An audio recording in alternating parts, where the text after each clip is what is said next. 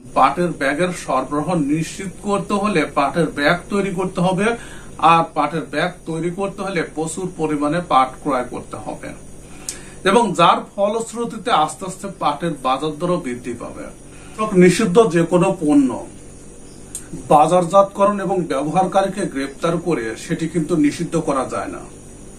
ইতিপূর্বে আমরা যেটি দেখেছি যে হাট বাজারগুলোতে বিভিন্ন দোকানগুলোতে অভিযান চালিয়ে পলিথিন নিষিদ্ধের আইনটি বাস্তবায়ন করার চেষ্টা করা হয়েছিল।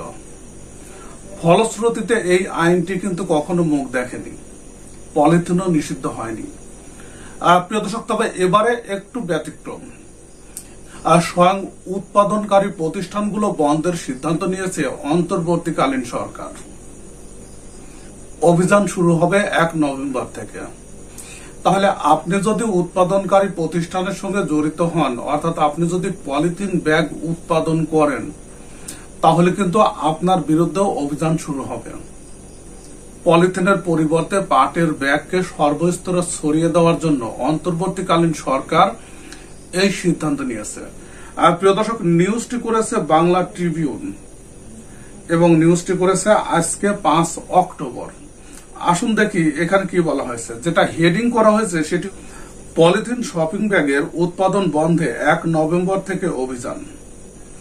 তার মানে 1 নভেম্বর থেকে পলিথিন শপিং ব্যাগ যেন উৎপাদন করা না হয় সেজন্য অভিযান শুরু হবে।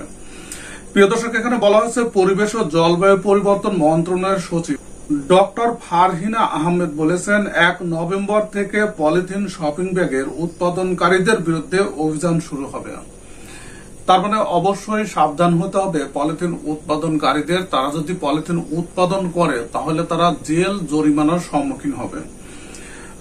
এখানে বলা হচ্ছে যে পরিবেশ অধিদপ্তর, ভোক্তা অধিদপ্তর, খাদ্য অধিদপ্তর ও জেলা প্রশাসনের ম্যাজিস্ট্রেট মিলে টিম গঠন করা হয়েছে।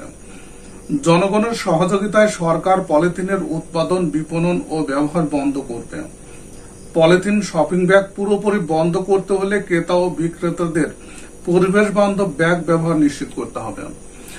প্রিয় দর্শক, এখন একটা বিষয় যে পলিথিন ব্যবহার, উৎপাদন বন্ধ করলে হবে না, কারণ এখানে চাহিদা অনুযায়ী পাটের ব্যাগের কিন্তু সরবরাহ থাকতে হবে।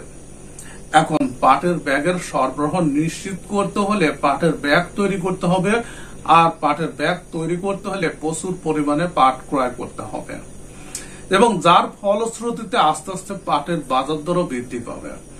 আর শনিবার 5 আগস্ট অর্থাৎ আজ নিষিদ্ধ ঘোষিত পলিথিন শপিং ব্যাগ বন্ধ করতে রাজধানীর শান্তিনগর বাজার কমিটি ও ব্যবসায়ী সমিতির সদস্যদের সঙ্গে সমিতির অফিস কক্ষে অনুষ্ঠিত মত বিনিময় সভায় প্রধান অতিথির বক্তব্যে এসব কথা বলেন।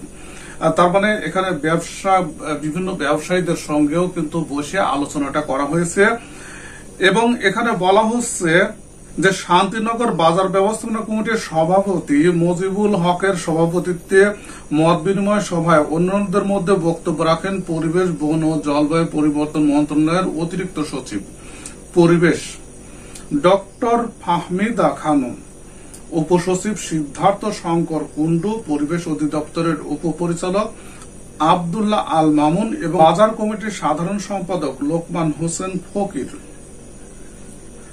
প্রিয় দর্শক, তার মানে আমরা যে বিষয়টি বুঝতে পারছি যে পলিথিন নিষিদ্ধের প্রক্রিয়াটা এবার কিন্তু বেশ জোরালো।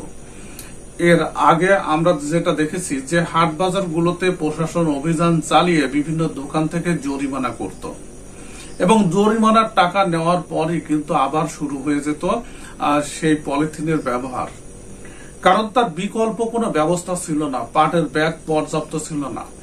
এখন পাটের ব্যাগের সাপ্লাই যদি পর্যাপ্ত থাকে তবেই কিন্তু পলিথিন নিষিদ্ধ করা যাবে।